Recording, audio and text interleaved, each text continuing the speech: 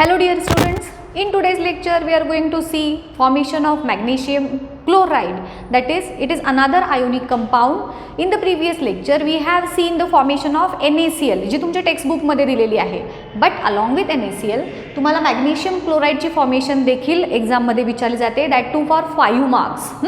आता ती formation along with explanation कशी लिहायची ते आपण आज बघणार आहोत. सेम वेनं लिहायचं आहे जसं आपण सोडियम क्लोराइडची फॉर्मेशन लिहिलेली होती. हां, की सोडियम मग क्लोरीन त्यांचं कॉन्फिगरेशन, ॲटॉमिक नंबर, त्याच्यावरून त्यांचं डायग्रॅमॅटिक रिप्रेझेंटेशन ऑफ इलेक्ट्रॉनिक कॉन्फिगरेशन सगळं सेम पद्धतीनं आपल्याला मॅग्नेशियम क्लोराइडच्या बाबतीत देखील दाखवायचं आहे. ॲक्च्युली हे आपण 8th स्टँडर्डमध्ये सोडियम क्लोराइड पण आणि मॅग्नेशियम क्लोराइड पण फॉर्मेशन दोन्ही शिकलेलो आहे, but as a part of syllabus आपण हे परत रिपीट करतोय. So formation of magnesium chloride दाखवताना आधी आपण मॅग्नेशियम ॲटम कन्सिडर करूया. Magnesium atom is having atomic number 12. So its electronic configuration will become 282. Okay, now it is having 2 electrons in the outermost shell. याच्या 3 shells कुठल्या? ही first shell, second shell, third shell. So M shell is its third shell and it is having 2 electrons in it. Now in order to become stable याच्यामध्ये असणारे जे 2 electrons आहेत outer shell मध्ये ते त्याला donate करावे लागतील.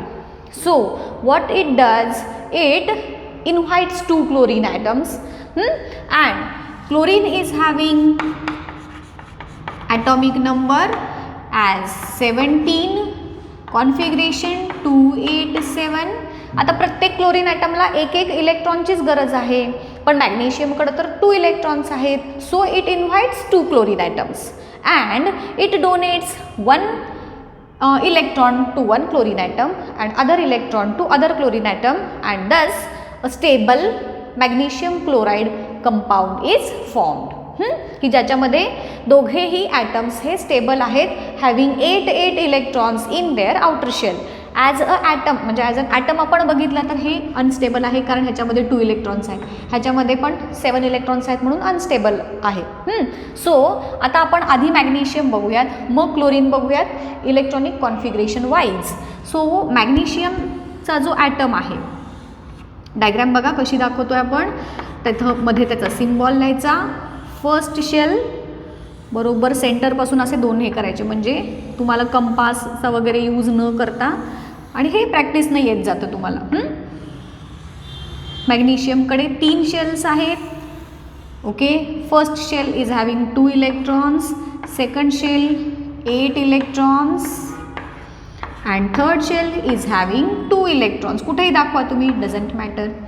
So this is magnesium atom which is having configuration 282. Now in order to attain stability it will donate these 2 electrons which are present in the outer shell, and by donating electrons it will have 2 positive charge. आता हे 2 electrons तो काय करणार आहे, आधी donate करणार आहे म्हणूयात. सो 2 इलेक्ट्रॉन्स ह्याच्यातून मायनस झाले, आणि आता मॅग्नेशियमचं कॉन्फिगरेशन काय होईल, by donating electrons. Now it will have only 2 shells and these 2 shells will be having 2 electrons in the first shell and 8 electrons in the second shell. म्हणजेच इलेक्ट्रॉन डोनेट केल्यामुळं 2 electrons ह्याच्यातून minus झाले की नाही, म्हणून ह्याचं कॉन्फिगरेशन झालं 2-8 shell झाल्या KL.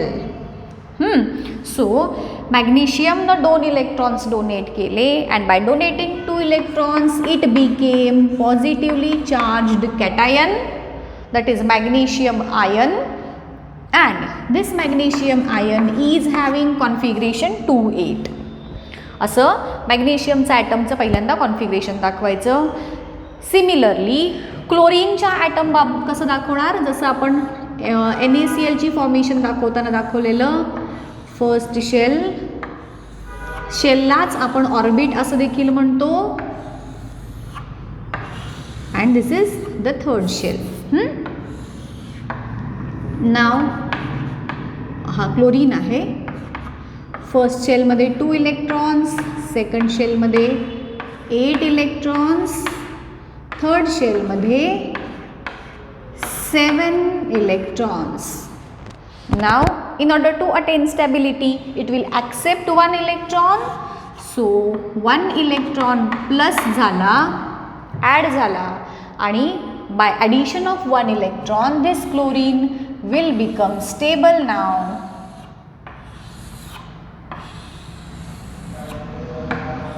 And this is its electronic configuration after accepting electron.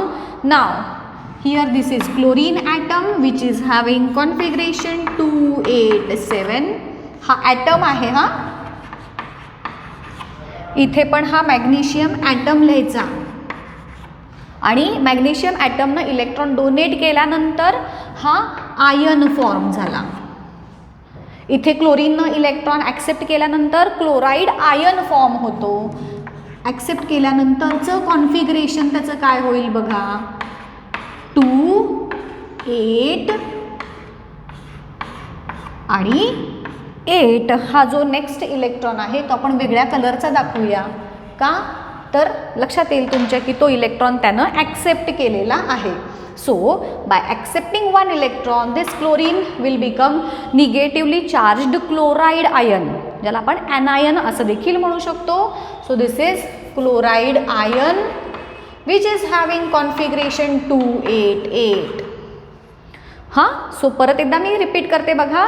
जेव्हा ॲटमचं कॉन्फिगरेशन विचारलं जाईल मॅग्नेशियमच्या इट विल 282, बट तेच मॅग्नेशियम आयनचं कॉन्फिगरेशन विचारलं एक्झाममध्ये तर 28 सांगाल. In the same way chlorine ॲटमचं कॉन्फिगरेशन 287 वेअर ॲज क्लोरीन आयनचं कॉन्फिगरेशन 288 असणार आहे. आता हे क्लोरीन आणि मॅग्नेशियमच्या बाबतीत झालं. जेव्हा MgCl2 फॉर्म होतं तेव्हा 1 magnesium atom donates 2 electrons to 2 different chlorine atoms. So आता हा एक मी इथे आहे असाच लिहिते. इथे अजून एक मला क्लोरीन ॲटम दाखवावा लागेल. मी थोडंसं वेळ वाचवते आणि काम पण वाचवते की ॲक्च्युली हे सेपरेट आणि मग अजून एक डायग्रॅम काढायची आपल्याला आणि मग ते मॅग्नेशियमनं 2 क्लोरीनला 1 इलेक्ट्रॉन दिले असं दाखवायचं आहे. बट मी इथे स्पेस टाईम काम सगळंच वाचवते सो मी ह्याच्यातच ॲड करून दाखवते तुम्हाला. फर्स्ट शेल, सेकंड शेल आणि अजून एक थर्ड शेल. हा झाला अनादर क्लोरीन ॲटम. सॉरी इथे 1 इलेक्ट्रॉन लेस असणार. 287. आता इथे आपल्याला एक मॅग्नेशियम ॲटम दाखव. हे दोन्ही कंबाईन करते मी. हां, आता मी इथे काय करते बघा, थोडंसं आपण शॉर्टकट वापरूयात. म्हणजे मी वापरते, तुम्ही तसं करू नका हां एक्झाममध्ये. आता हा जो मॅग्नेशियम मी ॲटम कन्सिडर करते आणि ह्याच्यामध्ये मी अजून इथे एक शेल दाखवते. आणि इथे 2 इलेक्ट्रॉन्स आहेत की नाही मॅग्नेशियमच्या ॲटमकडं. समजा आपण ते 2 वेगवेगळ्या कलरनं दाखवूया इथे. आता हा मॅग्नेशियम काय करतो, हा 1 इलेक्ट्रॉन या क्लोरीनला देतो आणि हा 1 इलेक्ट्रॉन दुसऱ्या क्लोरीनला डोनेट करतो. So this is magnesium atom and it donates 1 electron to 1 chlorine atom, another electron to other chlorine atom, and in this process आता काय होणार बघा, या प्रोसेसमध्ये जे कंपाऊंड आपलं फॉर्म झालं आहे इट इज मॅग्नेशियम क्लोराईड. आणि मग इथल्या बाजूला तुम्ही परत 2, आता हे जे कसं आपलं क्लोरीन आयन फॉर्म झालं आहे तसं अजून एक क्लोरीन आयन इथे दाखवायचा. क्लोराईड आयन म्हणतात त्याला ॲक्च्युली. हां,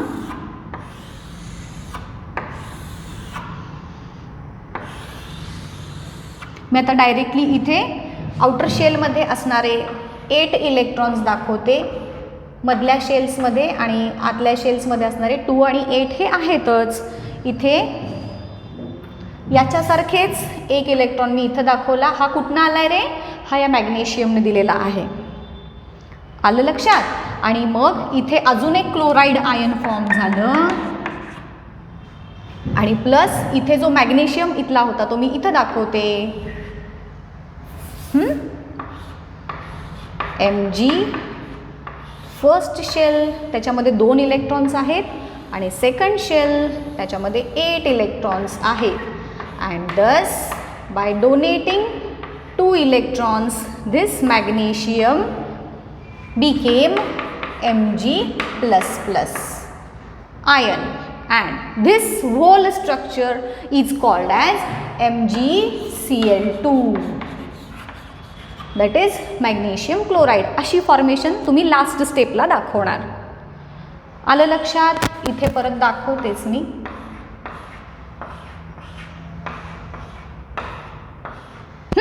So this is all about the formation of magnesium chloride. कसं दाखवायचं ते लक्षात आलं. आणि जसं मी बोलता बोलता सांगितलं ना, हे सगळं ते तुम्हाला वर्ड्समध्ये एक्सप्लेन करायचं आहे. ओके, इन केस ऑफ 5 मार्क्ससाठी जेव्हा तुम्हाला विचारतील, नुसती डायग्रॅम विचारली तर 3 मार्क्ससाठी विचारली जातं आणि एक्सप्लेनेशन अलॉंग विथ डायग्रॅम असेल तर ते 5 मार्क्ससाठी विचारलं जातं. So this is all about formation of magnesium chloride. आता याच्यानंतरचा पॉईंट आहे डिसोसिएशन ऑफ आयोनिक कंपाऊंड्स.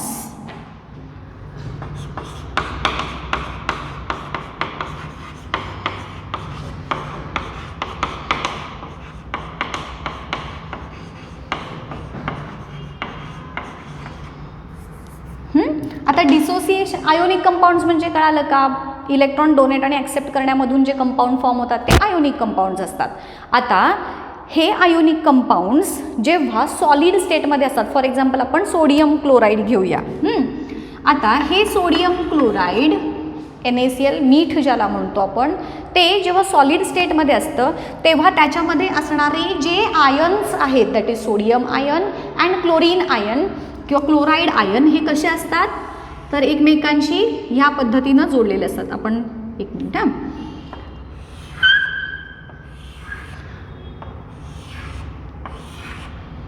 एक ठराविक पॅटर्न असतो आणि त्या पॅटर्नमध्ये हे सोडियम आणि क्लोरीनचे जे ॲटम्स असतात ते एकमेकांशी या पद्धतीनं जोडलेले असतात इन सॉलिड स्टेट. आता जेव्हा मी ह्या सोडियम क्लोराईडला पाण्यामध्ये विरघळवणार, म्हणजेच त्याला डिसोसिएट किंवा डिझॉल्व्ह करणार, तेव्हा काय होतं तर हे जे वॉटर मोलिक्युल्स असतात ते वॉटर मोलिक्युल्स ह्या दोघांच्या मध्ये असणारी जी जागा आहे तिथे जाऊन बसतात आणि त्यांना सेपरेट करतात. सो जेव्हा सॉलिड स्टेटमध्ये हे NaCl आहे आणि त्याला जेव्हा आपण वॉटरमध्ये मिक्स केलं NaCl+H2O आपण जेव्हा करतो तर तेव्हा त्याचं डिसोसिएशन होतं. वॉटर मोलिक्युल्स ह्या दोघांच्या मध्ये जाऊन बसतात आणि हे जे सोडियम आणि क्लोरीनचे जे ॲटम्स आयन्स होते ते सेपरेट होतील. सोडियम वेगळीकडे गेला, क्लोरीन सेपरेट झाले, असे लांब लांब जातील आणि ह्याच्यामध्ये कोण असेल? ह्या सगळ्यांच्या मध्ये असतील जे वॉटर आहे ते. सो पाण्यामुळे ह्या आयन्स जे आहेत ते सेपरेट होण्याची प्रोसेस त्याला म्हणायचं डिसोसिएशन ऑफ आयोनिक कंपाऊंड्स. जेव्हा आपण कोणत्याही आयोनिक कंपाऊंडला पाण्यामध्ये विरघळवतो, डिझॉल्व्ह करतो, तेव्हा ते वॉटर या आयन्सच्या मध्ये असणारे बॉन्ड्स ब्रेक करतं. त्यांच्यामध्ये बॉन्ड्स ब्रेक करतं म्हणण्यापेक्षा ते कोव्हॅलंट एकदम सिंपल बॉन्ड असतात, ते आयन्स सेपरेट होतात थोडक्यात, असं लक्षात ठेवा. आणि ह्या आयन्सच्या मध्ये असतात ते वॉटर मोलिक्युल्स. आणि हे जे NaCl आहे आपलं, त्या NaClला पाण्यामध्ये डिझॉल्व्ह केल्यानंतर हे आयन्स सेपरेट झाले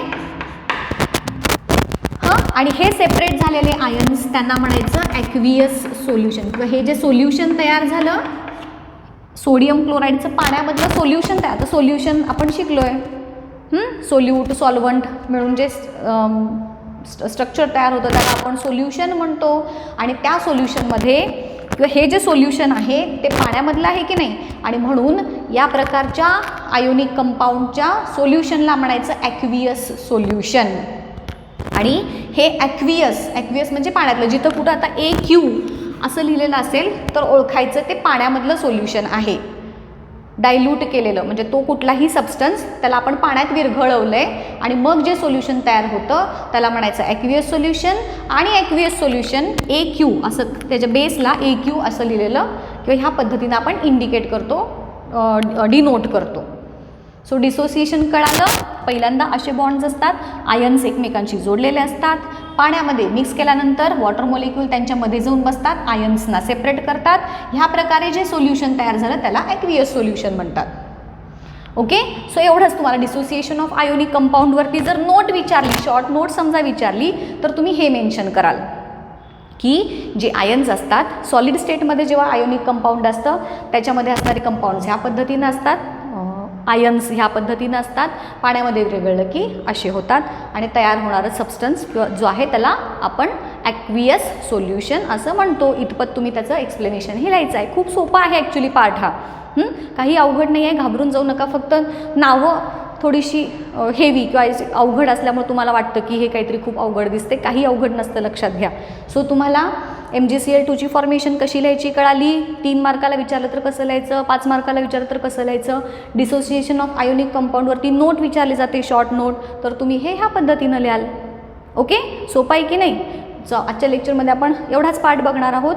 नेक्स्ट लेक्चरमध्ये आपण अर्हेनियसची थिअरी बघणार आहोत की अर्हेनियस ह्या सायंटिस्टनं ॲसिड्स आणि बेसेस यांच्याबद्दल काय थिअरी सांगितलेली आहे. अकॉर्डिंग टू अर्हेनियस थिअरी ॲसिड कुणाला म्हणायचं, बेस कुणाला म्हणायचं, त्याच्या प्रॉपर्टीज काय असतात, हे आपण नेक्स्ट लेक्चरला बघूया.